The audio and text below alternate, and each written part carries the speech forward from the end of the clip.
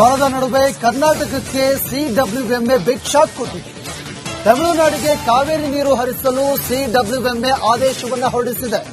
15 ದಿನ 3,500 ಕ್ಯೂಸೆಕ್ ನೀರು ಹರಿಸಲು ಆದೇಶ. ಕಾವೇರಿ ವಿಚಾರದಲ್ಲಿ ಕರ್ನಾಟಕದ ಮುಂದಿನ ದಾರಿ ಏನು ಅನ್ನೋದು ಪ್ರಶ್ನೆ. ಸಿಡಬ್ಲ್ಯೂಎಂಎ ಆದೇಶವನ್ನು ಪ್ರಶ್ನೆ ಮಾಡಲು ರಾಜ್ಯಕ್ಕೆ ಅವಕಾಶ ಇದೆ. ಅದನ್ನ ಪ್ರಶ್ನೆ ಮಾಡಿ ಸುಪ್ರೀಂ ಕೋರ್ಟ್ ಮೆಟ್ಟಿಲೇರಬಹುದು. ಆ ಅವಕಾಶ ಕೂಡ ಇದೆ. ಸುಪ್ರೀಂನಲ್ಲಿ ನೀರಿನ ಲಭ್ಯತೆ ಅಂಕಿಅಂಶ ಸಮೇತ ವಾದವನ್ನು ಮಾಡಬೇಕಾಗುತ್ತೆ. ಬರದ ನಡುವೆ ಇವತ್ತು ಕರ್ನಾಟಕಕ್ಕೆ big shock. CWMA big shock ಕೊಟ್ಟಿದೆ. ರಾಜ್ಯದಲ್ಲಿ ರೈತರು ಹೋರಾಟವನ್ನು ಮಾಡ್ತಾ ಇದ್ದಾರೆ, ಪ್ರತಿಭಟನೆ ಮಾಡ್ತಾ ಇದ್ದಾರೆ. ಸಿಡಬ್ಲ್ಯೂಎಂಎ ಆದೇಶದ ವಿರುದ್ಧವಾಗಿ ರೈತರು ಈಗ ರೊಚ್ಚಿಗೆದ್ದಿದ್ದಾರೆ, ಬೀದಿಗಿಳಿದು. ದೃಶ್ಯದಲ್ಲೂ ಕೂಡ ಗಮನಿಸ್ತಾ ಇದ್ದೀರಾ, ರೈತರು ಹೋರಾಟವನ್ನು ಮಾಡ್ತಾ ಇದ್ರು. ಯಾವುದೇ ಕಾರಣಕ್ಕೂ ತಮಿಳುನಾಡಿಗೆ ನೀರನ್ನ ಬಿಡಬಾರದು, ರಾಜ್ಯ ಸರ್ಕಾರ ಯಾವುದೇ ಕಾರಣಕ್ಕೂ ತಮಿಳುನಾಡಿಗೆ ನೀರನ್ನು ಹರಿಸಬಾರದು ಅಂತ ರೈತರು ಆಗ್ರಹ ಮಾಡ್ತಾ ಇದ್ರು. ನೋಡಿ, ಬೆಂಗಳೂರಿನ ದೃಶ್ಯಗಳು ಇದು. ಬೆಂಗಳೂರಲ್ಲೂ ಕೂಡ ರೈತರು ಪ್ರತಿಭಟನೆ ಮಾಡಿದ್ದಾರೆ. ಈ ಸಂದರ್ಭದಲ್ಲಿ ಪೊಲೀಸರು ಅವರನ್ನು ವಶಕ್ಕೆ ಪಡೆದಿದ್ದಾರೆ. ನಮ್ಮ ಮಂಡ್ಯದಲ್ಲೂ ಕೂಡ ರೈತರು ಬೀದಿಗಿಳಿದು ಪ್ರತಿಭಟನೆ ಮಾಡಿದ್ರು. ರಸ್ತೆಯಲ್ಲಿ ಉರುಳು ಸೇವೆ ಮಾಡಿ ಈ ಸಿಡಬ್ಲ್ಯೂಎಂಎ ಆದೇಶವನ್ನ ಏನು ಕೊಟ್ಟಿದೆಯಲ್ಲ ಅದರ ವಿರುದ್ಧವಾಗಿ ಆಕ್ರೋಶವನ್ನ ವ್ಯಕ್ತಪಡಿಸಿದೆ. ರಾಜ್ಯ ಸರ್ಕಾರ ತಮಿಳುನಾಡಿಗೆ ನೀರನ್ನ ಬಿಡಬಾರದು, ರಾಜ್ಯದಲ್ಲಿ ರೈತರಿಗೆ ಬೆಳೆಯುವುದಕ್ಕೆ ನೀರಿಲ್ಲ, ಅದರ ನಡುವೆ ಪ್ರತಿನಿತ್ಯವೂ ಕೂಡ 3,500 ಕ್ಯೂಸೆಕ್ ನೀರನ್ನ ತಮಿಳುನಾಡಿಗೆ ಹರಿಸಿದ್ರೆ ನಾವೇನ್ ಮಾಡಬೇಕು ಅಂತ ರೈತರು ಪ್ರಶ್ನೆ ಮಾಡ್ತಾ ಇದ್ದಾರೆ. ಈ ಹಿಂದೆ ಸಿಡಬ್ಲ್ಯೂಆರ್ಸಿ ಶಿಫಾರಸನ್ನ ಮಾಡಿತ್ತು 3,500 ಕ್ಯೂಸೆಕ್ ನೀರನ್ನ ತಮಿಳುನಾಡಿಗೆ ಬಿಡಬೇಕು ಅಂತ. ಈ ಒಂದು ಶಿಫಾರಸನ್ನ ಈಗ ಸಿಡಬ್ಲ್ಯೂಎಂಎ ಆದೇಶವನ್ನ ಎತ್ತಿ ಹಿಡಿದಿದೆ. ಈ ಆದೇಶವನ್ನ ಪ್ರಶ್ನೆ ಮಾಡಿ ರಾಜ್ಯ ಸರ್ಕಾರ ಸುಪ್ರೀಂ ಕೋರ್ಟ್ ಮೆಟ್ಟಿಲೇರಬಹುದು. ಅಲ್ಲಿ ಅಂಕಿಅಂಶಗಳ ಮೂಲಕ ವಾದವನ್ನ ಮಂಡನೆ ಮಾಡಬೇಕಾಗುತ್ತೆ. ರಾಜ್ಯದ ಸದ್ಯದ ವಾಸ್ತವಾಂಶ ಸ್ಥಿತಿ ಯಾವ ರೀತಿಯಾಗಿದೆ, ರಾಜ್ಯದಲ್ಲಿ ಸರಿಯಾಗಿ ಮಳೆಯಾಗಿಲ್ಲ, ನಮಗೆ ನೀರಿನ ಕೊರತೆ ಇದೆ, ಇಷ್ಟು ಪ್ರಮಾಣದ ನೀರಿದೆ, ನಮಗೆ ಸಾಕಾಗೋದಿಲ್ಲ ಅಂತ ಅಲ್ಲಿ ಸುಪ್ರೀಂ ಕೋರ್ಟ್ನಲ್ಲಿ ಪ್ರಬಲವಾಗಿ ವಾದವನ್ನ ಮಂಡನೆ ಮಾಡಬೇಕು. ಅದಾದ ಮೇಲೆ ಸುಪ್ರೀಂ ಕೋರ್ಟ್ ಯಾವ ರೀತಿಯಾಗಿ ನಿರ್ಧಾರವನ್ನು ಕೈಗೊಳ್ಳುತ್ತೆ, ಯಾವ ಆದೇಶವನ್ನ ಪ್ರಕಟ ಮಾಡುತ್ತೆ ಅನ್ನೋದು ದೊಡ್ಡ ಪ್ರಶ್ನೆ. ಈಗ ಒಂದ್ ಕಡೆ ಮಂಡ್ಯದಲ್ಲಿ ರೈತರು ಆಕ್ರೋಶವನ್ನ ವ್ಯಕ್ತಪಡಿಸ್ತಾ ಇದ್ದಾರೆ.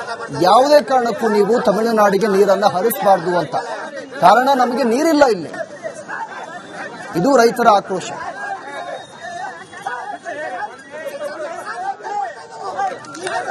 ಮಂಡ್ಯದಲ್ಲಿ ನೀವು ಹೇಳ್ದಂಗೆ ರೈತರ ಹೋರಾಟ ತೀವ್ರಗೊಳ್ತಾ ಇದೆ. ಅದ್ರ ಜೊತೆಗೆ ನಾನು ಅವ್ರನ್ನ ಮಾತಾಡಿಸುವಂತ ಕೆಲಸವನ್ನ ಮಾಡ್ತಾ ಇದ್ದೀನಿ. ಜೊತೆಗೆ ಏನು ನಿನ್ನೆಯಿಂದಲೂ ಕೂಡ ಅಂದ್ರೆ ಮೊನ್ನೆಯಿಂದಲೂ ಕೂಡ ಪ್ರತಿಭಟನೆ ನಡೀತಾ ಇತ್ತು. ಈಗ ಸಿಡಬ್ಲ್ಯೂಎಂಎ ಆದೇಶ ಬಂದ ಹಿನ್ನೆಲೆಯಲ್ಲಿ ಪ್ರತಿಭಟನೆ ಮತ್ತಷ್ಟು ತೀವ್ರಗೊಂಡಿದೆ. ರೈತರ ಪ್ರತಿಭಟನೆಗೆ ವಿವಿಧ ಕನ್ನಡಪರ ಸಂಘಟನೆಗಳು ಕೂಡ ಸಾಥ್ ನೀಡಿರುವಂತದ್ದು. ಆ ಮೂಲಕ ರೈತರ ಹೋರಾಟಕ್ಕೆ ಧನಿಯಾಗುವಂತ ಕೆಲಸವನ್ನ ಮಾಡ್ತಾ ಇದ್ದಾರೆ. ರಕ್ಷಣಾ ವೇದಿಕೆಯ ಕಾರ್ಯಕರ್ತರು, ಮುಖಂಡರುಗಳಿದ್ದಾರೆ, ಅವ್ರನ್ನ ಮಾತಾಡಿಸ್ತೀನಿ. ಸರ್, ಸಿಡಬ್ಲ್ಯೂಎಂಎ ಆದೇಶ ಬಂದಿದೆ, ತಮಿಳುನಾಡಿಗೆ ನೀರು ಹರಿಸಬೇಕು ಅಂತ ಹೇಳಿ ಸೂಚನೆ ಇದೆ. ಸರ್, ಸಿಡಬ್ಲ್ಯೂ ಏನ್ ಆದೇಶನ ವಿರೋಧ ಮಾಡ್ತಾ ಇದೀವಿ. ರಾಜ್ಯಾದ್ಯಂತ ಹೋರಾಟ ನಡೀತಾ ಇದೆ. ನಾಳೆಯಿಂದ ಇನ್ನೂ ಉಗ್ರ ಚಳವಳಿ ಆಗುತ್ತೆ. ಮಾನ್ಯ ಮುಖ್ಯಮಂತ್ರಿಗಳು ಏನಿವತ್ತು ಪತ್ರಿಕಾಗೋಷ್ಠಿಯನ್ನ ಕರೆದು ಯಾವುದೇ ಕಾರಣಕ್ಕೂ ನಾವು ನೀರು ಕೊಡಲ್ಲ ಅಂತೇಳಿ ಅವರು ಒಂದು ಆದೇಶವನ್ನ ಕೊಟ್ರೆ ಹೋರಾಟ ಶಾಂತಿಯುತವಾಗಿ ನಡೀತದೆ. ಅವರೇನಾದ್ರು ಬಾಯಿ ತೆಗಿಲಿಲ್ಲ ಅಂತ ಹೇಳಿದ್ರೆ ಉಗ್ರ ಚಳವಳಿ ಆಗುತ್ತೆ. ಬೆಂಗಳೂರವ್ರಿಗೆ ಕುಡಿಯಕ್ಕೆ ನೀರಂತೆ ಯಾವ ಕಾರಣಕ್ಕೂ ಸಿಗೋದಿಲ್ಲ. ನಮ್ಗೆ ನೀರಿಲ್ಲ, ಕಟ್ಟೆ ಬರಿದಾಗೋದೆ. ಬರೀ 17% ಮಳೆಯಾಗಿದೆ ಈ ವರ್ಷ. ನೀರಿಲ್ಲ, ಜಾನುವಾರುಗಳಿಗೆ ನೀರಿಲ್ಲ. ಇವರೇನಾದ್ರೂ ಇದಕ್ಕೆ ಸ್ಪಂದಿಸಿಲ್ಲ ಅಂತ ಹೇಳಿದ್ರೆ ನಾಳೆಯಿಂದ ದನ ಕರುಗಳೆಲ್ಲ ತಂದು ರಸ್ತೆ ಕಟ್ಟಿ ಉಗ್ರವಾದ ಚಳವಳಿಯನ್ನು ಮಾಡ್ತೀವಿ. ರೈತರ ಹೋರಾಟಕ್ಕೆ ನಿಮ್ಮ ಅಂದ್ರೆ ನೀವು ಸದಾ ಬೆಂಬಲವಾಗಿರ್ತೀರಾ? ಯಾವ ರೀತಿ ಹೋರಾಟದ ಸ್ವರೂಪನ ಬದಲಾಯಿಸ್ತೀರಿ? ಖಂಡಿತ ಬೆಂಬಲವಾಗಿರ್ತೀವಿ. ನಾವು ನಮ್ಮ ರಾಜ್ಯಾಧ್ಯಕ್ಷರಾದ ಪ್ರವೀಣ್ ಶೆಟ್ಟಿ ಅವರು ಇಡೀ ರಾಜ್ಯಾದ್ಯಂತ ಹೋರಾಟ ಮಾಡ್ತಾ ಇದ್ದೀವಿ. ರೈತರ ಜೊತೆ ನಾವು ಯಾವಾಗಲೂ ಇರ್ತೀವಿ. ಸರ್, ಹೇಳಿ, ನಮ್ಮ ರಾಜ್ಯದ ಪರಿಸ್ಥಿತಿ ಹೇಗಿದೆ? ಜೊತೆಗೆ ತಮಿಳುನಾಡಿಗೆ ಈಗ ನೀರು ಕೊಟ್ಟರೆ ಯಾವ ರೀತಿ ಸಂಕಷ್ಟ ಎದುರಾಗುತ್ತೆ? ರೈತರಿಗೆ ಆಗುವಂತ ಅನ್ಯಾಯ, ತೊಂದರೆ ಭಾರಿ ನುಕ್ಸಾನ ಆಗುವಂತದ್ದು. ಕೋಟ್ಯಾಂತ ಸಾವಿರಾರು ಕೋಟಿ ಲಾಸ್ ಆಯ್ತದೆ. ಆ ಸಾವಿರಾರು ಕೋಟಿ ಕೊಟ್ಟುಕೊಡಕ್ಕೆ ಸರ್ಕಾರಕ್ಕೆ ತಾಕತ್ತಿದೆಯಾ? ಇಲ್ಲ. ಸಾವಿರಾರು ಕೋಟಿ ರೈತ ಹೆಂಗ್ ಬದುಕುದು?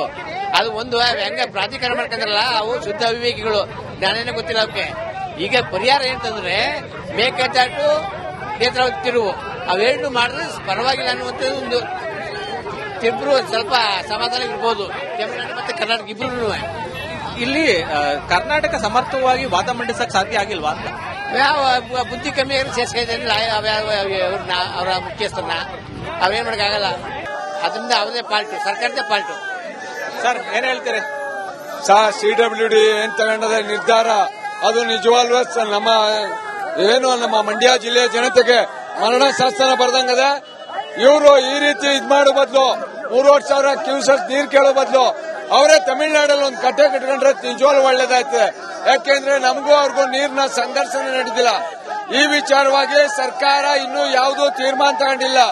ಸರ್ಕಾರ ಯಾವ ರೀತಿ ತೀರ್ಮಾನ ತಗೋತದೆ ಆ ತೀರ್ಮಾನದ ಆಧಾರದ ಮೇಲೆ ನಾಳೆಯಿಂದ ನಮ್ಮ ಹೋರಾಟ ಉಗ್ರವಾಗಿರ್ತದೆ. ಹೇಳಿ, ರೈತರ ಹೋರಾಟಕ್ಕೆ ಬೆಂಬಲವಾಗಿ ಬಂದಿದ್ದೀರಿ.